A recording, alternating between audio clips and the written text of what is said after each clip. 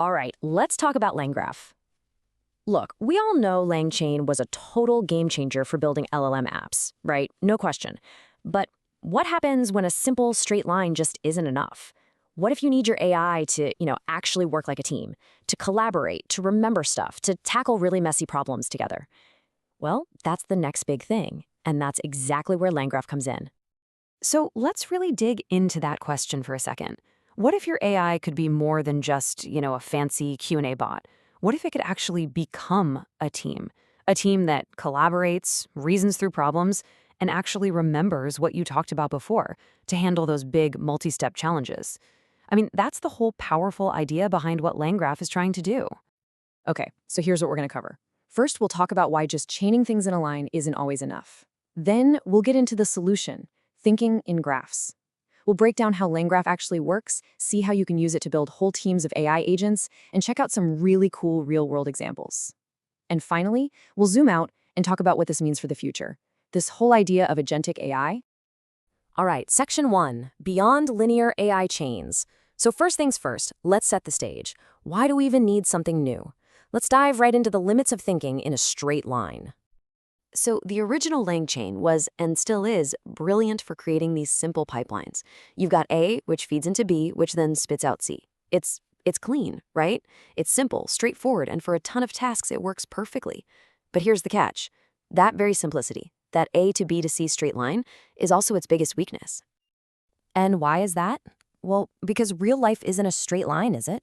Problems are messy. You often need to loop back, take a look at a result, and say, let's try that again. Or you need to make a choice that sends you down one of 2 or 3 different paths. And maybe most importantly, you need to remember what you did 5 steps ago. Simple linear chains, they just weren't built for that kind of thing. They really struggle with feedback loops, making decisions, and holding on to any kind of real memory. Okay, so that brings us to the solution. And it's a really big shift in how we think about this stuff. It's about moving away from those straight lines and starting to think in interconnected webs, or, graphs. So forget that rigid A to B chain for a minute. With LangGraph, you're building a dynamic web. Information can flow from A to B, sure, but it can also loop all the way back from C to A if it needs to, or it can split off from B and go to D times and E at the same time. It's this super flexible, super powerful structure that just feels a lot more like how we and how teams actually solve complex problems in the real world.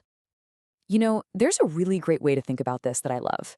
If LangChain is what you use to build a single AI brain, then LangGraph is the thing you use to connect a bunch of those brains together. It turns them into this intelligent network that can actually truly work as a team. All right, so we get why we need graphs. Now let's pop the hood and look at how it all works. We're going to break down the key pieces that make LangGraph do what it does. Okay, so everything starts with nodes. Think of these as the actual workers in your graph. They're the ones doing the stuff. A node could be a call to an LLM, maybe it's a little function that goes and scrapes a website, or really any piece of custom code you want. Each node is like a specialist on your team with a specific job to do. Next up, you've got edges. So if the nodes are your workers, the edges are like the project manager. They're the connectors, the lines that tell the information where to go next. Okay, you're done here, now go talk to that node. And honestly, this is where the real magic is. The edges are what let you build those feedback loops and those decision points that we just couldn't do before. And the third piece, and you could argue this is the most important one, is the graph state. Think of this as the shared whiteboard for the entire team. It's the central memory. Any node, any worker can walk up to this whiteboard, see what everyone else has done, and add their own notes. This is what gives the whole system a persistent memory and a shared understanding. It is the key to getting them to collaborate. So let's just put it all side by side to make it super clear. With LangChain, your workflow is a linear chain. With LangGraph, it's a directed graph. State management? LangChain is mostly stateless. It forgets. LangGraph has a persistent shared state. It remembers. How do agents work? In LangChain, it's one after the other, sequential. In LangGraph, it can work together, cooperatively. And the big one, memory. LangChain's memory is basically per interaction. LangGraph, it's persistent across the entire session. Big difference. And you know what's cool? Actually, building one of these isn't as scary as it sounds. In Python, it's pretty straightforward. You just define your nodes, which are basically just functions. You create a state graph object, and then you start connecting the dots with simple commands like add_node and add_edge. You tell it where to start, you compile it, and boom, You've got a working stateful app. Okay, now for the really, really fun part. Let's see how all these pieces, the nodes, the edges, the state, come together to do something incredible, building and orchestrating entire teams of AI agents. We're talking about going from a single AI mind to, well, a digital organization. So this is where things get wild. A node doesn't have to be just a simple function. A node can be an entire full-on AI agent. So imagine you're building a research team, right? You could have one node be your researcher agent. Its only job is to go out and find information. Another node is the analyst agent. It takes that data and looks for patterns.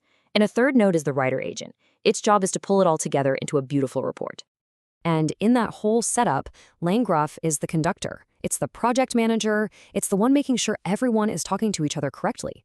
It maintains that shared whiteboard, that memory state, so everyone's always on the same page. And it orchestrates the entire dance, this whole complex sequence of steps, to make sure you actually get to the finish line. Okay, that all sounds cool in theory, but what can you actually build with this? Let's get practical and look at some real-world applications that this kind of AI makes possible. And seriously, the list is huge. You could build AI coding teams where one agent writes the code, another one tests it, and a third one reviews it. Think about advanced RAG pipelines that don't just forget everything after you ask a question, but actually build up context over time. You can automate gnarly business processes, create copilots that actually remember your last conversation, or, even build fully autonomous agents that go off and do research for you. So, all of this is pointing to something much bigger that's happening in AI right now. LangGraph isn't just another cool library. It's a key piece of this much larger shift towards, agentic systems. In this idea, agentic AI is all about building systems that do more than just answer your prompts. We're talking about systems that can reason, that can make plans, and that can actually take actions in the world to achieve some bigger goal you give them. And LangGraph, it provides the literal architecture you need to start building these kinds of sophisticated, independent AIs. I heard another great analogy for this that I think is perfect. If LangChain was the skeleton of our AI apps, then LangGraph is the nervous system. It's the thing that connects everything, allows for communication, memory, and real coordinated intelligence. And that really brings us to the big takeaway.